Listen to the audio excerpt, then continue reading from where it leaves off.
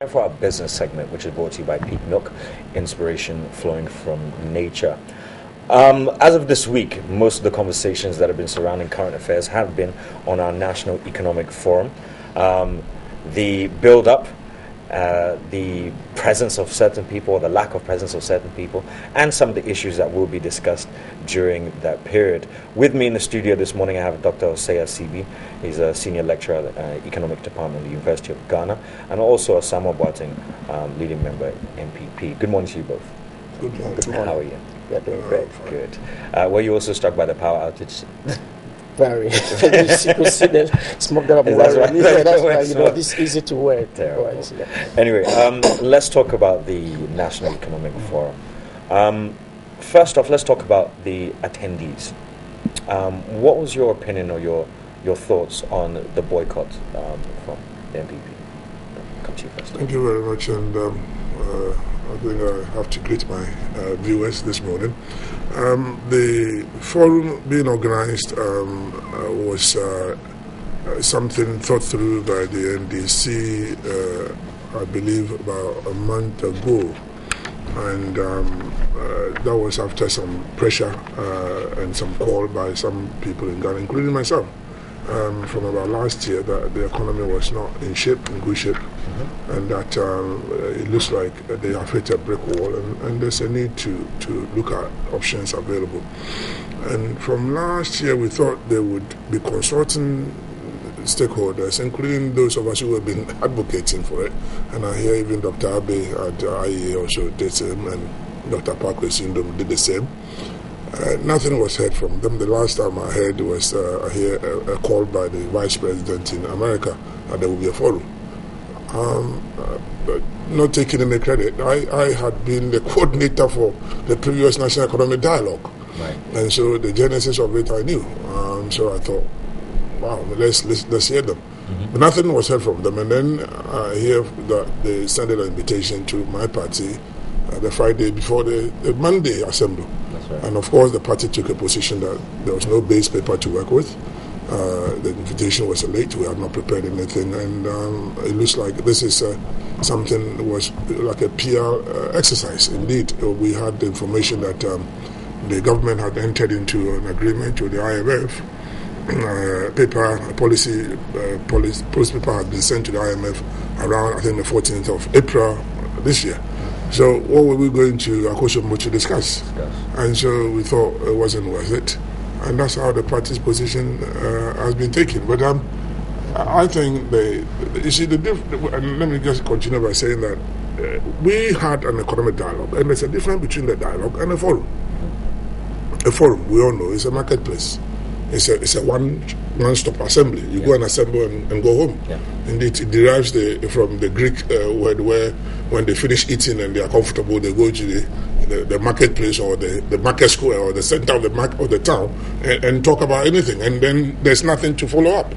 The dialogue we conducted, it's not a one-off thing. It was a continuous exercise. Indeed, if you've been reading, we did it in 2001, 2002, 2010. There was a review process, and because it is a dialogue, we put it in the sphere of the NDPC, the National Development Planning Commission. Because then, when you finish with that event, there's a state institution, constitutional body that carries it forward. Right. And from there, if you see, we then developed the Ghana Poverty Reduction Strategy document, the Shared Growth and Opportunities. Those are the things that we followed up. But when you have a forum, it appears that it's one-off, and you've already signed something with the IMF. So really, it's a forum. So if it's a forum and there's no follow-up, what's the point? And the other difference is that when we did ours, we took a paper from 1997. They had done a forum before in Washington or somewhere in America, where Carolina or something. Exactly, Carolina. Yes, right. And they took a lot of Ghanaians by the plane load and everything. Or the cost element comes in here, and so we took a paper from them. That is where they developed the Ghana Vision 2020. So when we came into government, it wasn't like we were in a crisis point and we wanted people to come and solve the problem for us. No, we were looking at the way forward, a long-term vision for the country. And we noticed that we have missed, as a country, we've missed the targets that set in the 2020. So we then wanted to review it, and that's how the dialogue came. And then what we brought in was the golden age of business that we put in. So there was a clear thought through, and I've got something here which is interesting, and it tells a chronology of everything as to how the consultation was supposed to take place from March, April, May, June, July, talking to NGOs, chief directors, policy advocates, Private Enterprise Foundation, National Association of Local Governments, and it goes up to the next year, 2002, when there was a review. And this is the difference. And I found this like, they have been in government from 2009, and so they've been running show. So you think it's still a publicity? I think so. I feel, and that's why we thought there was no point. Okay, understood. Your opinions? Well, I think the whole exercise is a good thing for them to have come out with such a forum at this material moment of our economic development, because it's always good to build consensus, to build, to have a roadmap where everyone can buy into and to follow it through. But then you look at the process, as Honorable has mentioned, I think it didn't really go down well, because it came out of a blue that we should have economic forum. Although some people have mentioned that it's necessary that at this time we have the economic forum, because just before then there had been a meeting trying to finalize the GSGDA 2, which is the medium-term policy framework. And so one would have expected that this forum will precede that the particular one, the national one, so that it will feed into that medium-term policy framework to help shape. Now the issue is, which one is going to take precedent? Which one is going to rule the nation? Is it going to be the GSGDA, which has almost been finalized, or is it going to be what the consensus that will be built at this forum? And therefore, I would have expected that they built much more consultation, and then also bring many more people. Although if you look at the crop of people there, one would say that it is very well represented, because you can name the very renowned experts actually can be found there. But the issue also has been that what really is the main objective? What is the expected outcome? At the end of the day, we should have sat down to say that these are the main goals that we're going to discuss, that we are going to look at this issue, we are going to look at that issue, so that at the end of the day it becomes a medium-term policy framework, or a short-term policy framework, or a long-term policy framework. And therefore these are the expected outcomes from the dialogue forum, you see, so that people can begin to look at the various issues, begin to make their own research, begin to write papers or do empirical studies to back whatever contribution that they will be going to do there.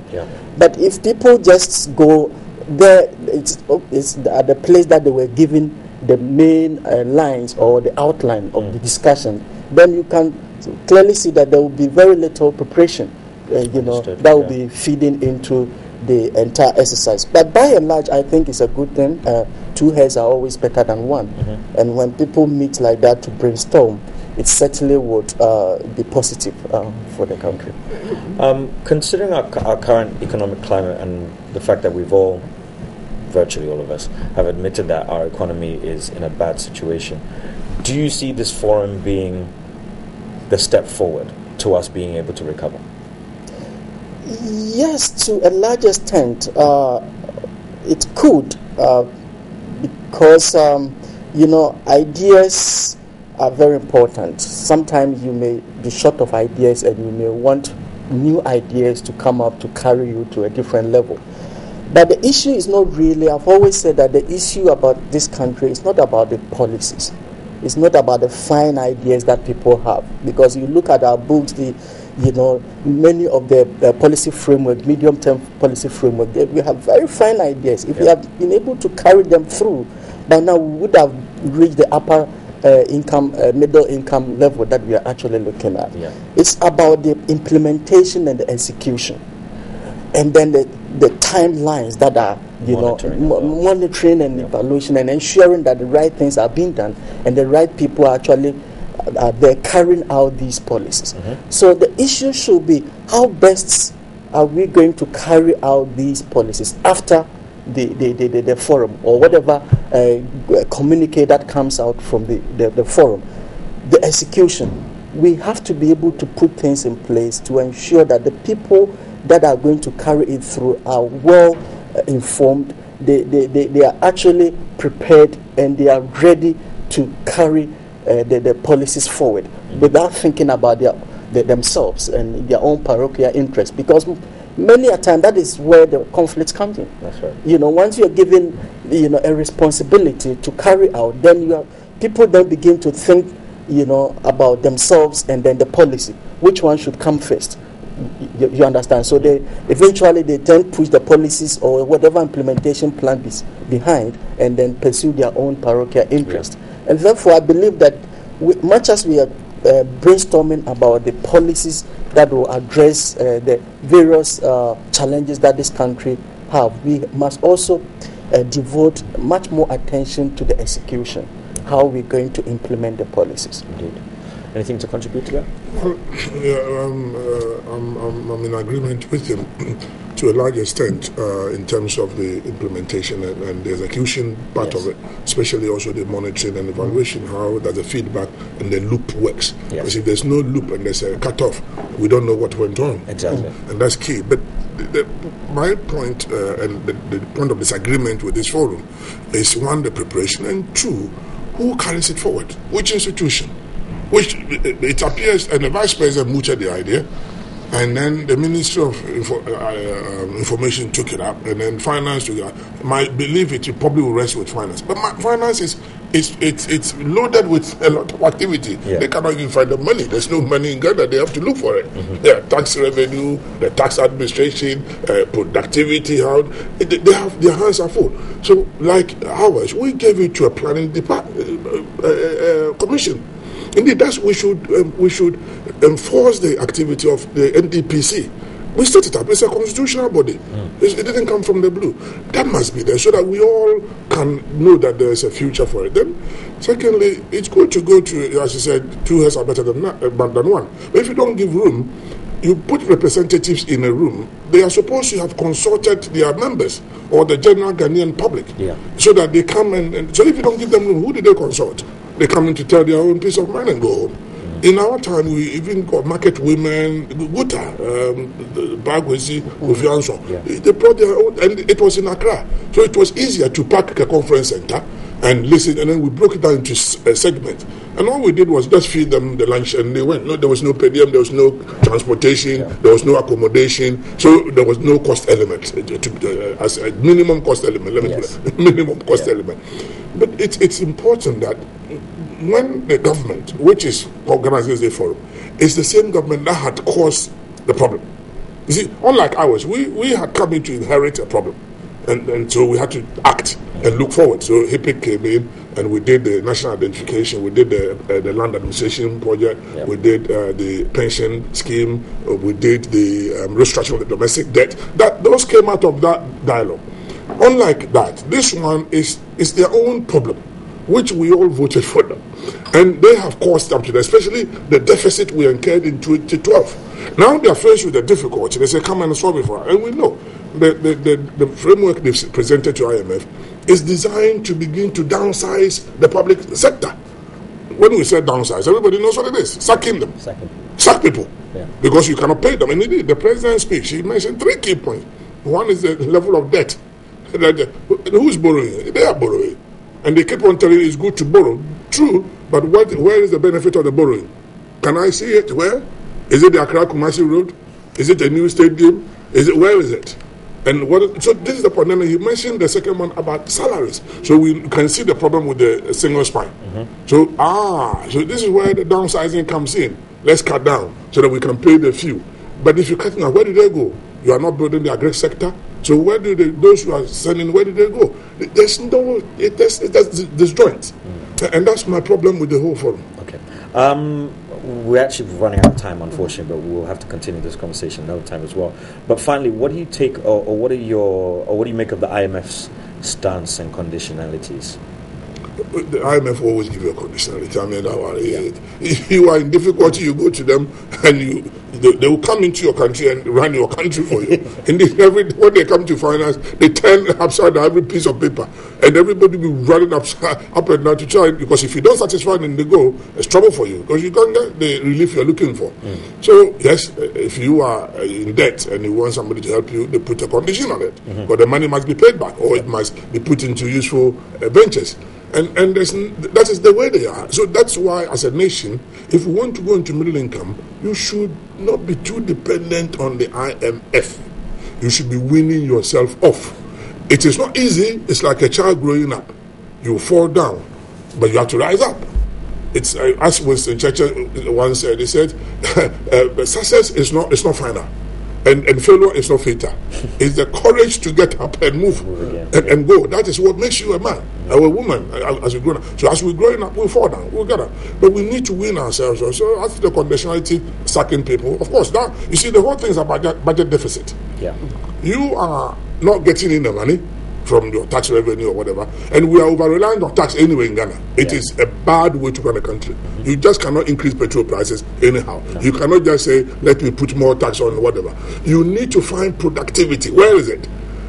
Can we sit in this country and people in Asamoah, for instance, who produce the citrus or the mangoes, the oranges, and then the bus will come and take them to Abidjan to refine them. Yeah. What can't we do here? And there's a factory there. So we need to look at agric. Agric is number one. We cannot feed ourselves. We cannot feed the factories. Then we have a problem. So that's what I'm saying, that this forum, if they can think through and leave it with a follow-on or a follow-up, then I can be sure that there's something. But if it's a forum where it's a marketplace, they go and go home, which I believe is going to happen. Yeah. Well, I mean, some people always criticize the IMF and their conditionalities.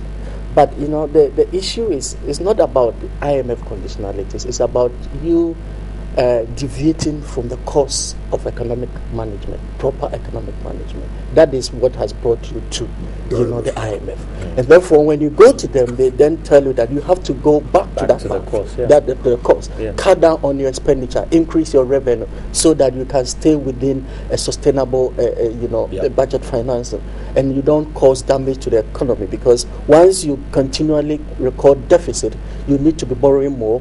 That will mean that your interest rate will have to be going out. You then begin to crowd out the private sector, so the economy doesn't grow as much as it has to, and then your tax revenue doesn't come in. So it becomes more like a vicious cycle of fiscal deficit. So they will try to put you in a vicious cycle of low fiscal deficit that will lead to reduce interest rate, expand the economy, and then your growth ensue. And therefore, it's normal macroeconomic practices that they tell you to do. You don't just spend what you don't have, Exactly. Yes, and that has been the bane of this country for many years. And therefore, to me, the issue, as the IMF also pointed out, has been what we call the policy credibility. Because you present to the IMF or this policy framework that we're drawing, very fine policies, that if you're able to pursue and follow through, there's no way you will not take your economy out of this doldrums that we're having. But then it's the same thing, implementation, the policy, as you said, you are doing this, then you go sit down there and you begin to do other things, pursue other things. Therefore, there's some kind of inconsistency and incoherence in our policy, direction. And once you do that, you lose credibility. And if you lose credibility, anytime you come out with policy, people don't really take you serious. Indeed. And once economic, agent or business people, sentiment and confidence, are key as far as economic management is concerned, because it fits into speculation, and speculation is what determines really the level of inflation and exchange rate and all the other things. And therefore, if the economic agent does not trust your policy and think that you're definitely going to carry it through no matter what, you come out with all the good policies and it will not work. You see, we sorry to interrupt you, but we use the word implementation and it becomes brofo or English. It's a simple matter. It is the government of the day. Responsibility is placed on your shoulders. You like it or not. Exactly. You went for an election, you wanted to do something, they say, go and do it. So, and you know that you are handling the affairs of all of us in the country. So you have a state parameters to operate. You do not go outside the time that election is coming, so let me throw in some money because I want to win. If that's what you're doing, you're going out. You know when the election is over, you are in a difficulty, and that's what it's the management of it. Yeah. This is the problem. I want to ask you both the last question because I'm going to bring this completely from a layman's point of view. Me as being a Ghanaian. Now, I've been back in Ghana for almost 6 years now. Within the last 2 years, it's been the most difficult financially. Everything has gone up almost 100-200%. My wages haven't gone up. Cost of living has. Everything else has. And all throughout this, we're having medium or short to medium framework and policies that are being introduced and told us that this is the answer to the next question. How is that the case? When every government has changed, policies, long-term policies have been thrown out the window, and they've been scrapped, and everybody starts again. What is the average Ghanaian meant to do at this point in time, and where is the light at the end of the tunnel? Because I can't see it at this point in time. We're in a cycle, and it's frustrating for the ordinary person. I mean, we will sit here and probably analyze the economic policies and issues and the jargons, but the ordinary man on the street, how did they feed themselves? How did they get married? How did they look after the children in school? How did they look after the sick mother in the hospital? Those are basic things, and it's simple that you have a responsibility to run the state. You have a limited amount of money coming in. You should cut your expenditure down. And not only that, you should make sure you don't overspend. And this is the problem. And not, if you look at it, one of the reasons that we also avoided going to the thing is that if they had not overspent the budget in 2012, we wouldn't be in this difficulty. Yeah. Two, we believe that looking at the level of corruption now, and I cite as a particular example the Suba information systems. It has come up with a recommendation that it was okay to award the contract, 74 million Ghana cedi. And now everybody's going for it. Now they said, let's go for a dialogue. So now we're talking about dialogue. So it's shifted our focus. When really what you need to solve, it's the basic problem of money is going away. Stop it. Get it back. Get it back. What are we going to dialogue for long-term program for? As you said, what are we talking in Akosomo for? When money is going straight away there, you're carrying water with a basket, and it's leaking everywhere. Instead of you taking a bucket, instead of a basket, take a bucket. You are standing in a basket and it's leaking. Stop it. Don't go and talk. Stop the leakages. All right. Anything to add to that? Yeah. we must also try to look at the situation of trying to balance the economic policies with social policies. Like as you've mentioned, although the economy seems to be doing well and other, we see all the good indicators, but then the greater majority of the people are actually suffering. Yes, and therefore there's a need to ensure that it's not just about economic growth. It's not just about stabilization. It's also about the people. You understand? What can we do to create employment for the teeny majority of our youth? So we have what we call the inclusive growth. So that the government has to begin to prioritize and look at areas that will create more jobs for the people. The areas of agriculture and manufacturing that will actually carry so many people with them. And it is only by doing that you create wealth. Because you create employment for the people get paid, and therefore they are also able to participate in the growth process. Yeah. So it is key that we just look beyond the economics and also bring in much more social issues that actually alleviate people's plight and all that. Yeah. Well, I want to say a big thank you to you both for coming in this morning. I'm going to try and arrange that we have this conversation again and continue this a little bit more. But thank you to Dr. Osei Asiwi, Senior Lecturer, Economics Department, University of Ghana, and Asamoah Boateng, leading member of the NPP. Good morning to you both. Good morning. And thank you. This segment is brought to you by Peak Milk, inspiration flowing from nature. We'll be back in just a few moments.